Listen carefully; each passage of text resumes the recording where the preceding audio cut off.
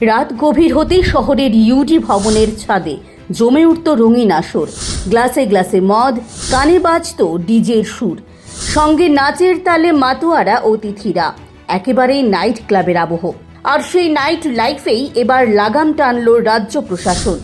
একাধিকবার আইন ভাঙার অভিযোগে কড়া পদক্ষেপ নিল পশ্চিম ত্রিপুরা জেলা প্রশাসন।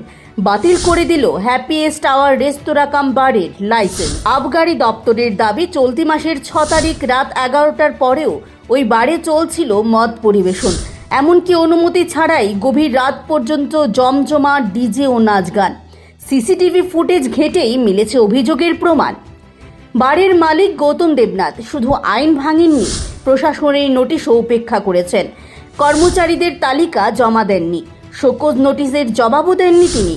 প্রশাসনের মতে সবটাই ছিল ইচ্ছাকৃত।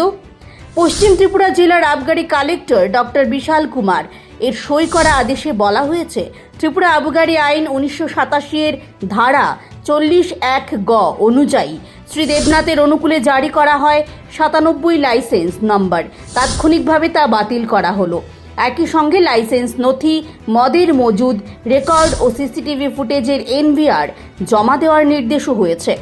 অমান্য করলে সরাসরি মামলা দায়ের সহ কড়া ব্যবস্থা নেওয়া হবে বলে হুঁশিয়ারি দিয়েছে প্রশাসন। হ্যাপিয়েস্ট আওয়ার বন্ধের খবরে ইতিমধ্যেই চর্চা শুরু হয়েছে শহরে। অনেকে বলছেন, নাইট ক্লাবের নামে আইনের বেড়াজাল ভেঙে ছাড়পত্র দেওয়া যায় না। আবার কেউ কেউ মনে করছেন, এই পদক্ষেপের পর অন্যান্য বারের মালিকরাও সাবধান হবেন। ব্যুরো রিপোর্ট, সন্ধান ত্রিপুরা।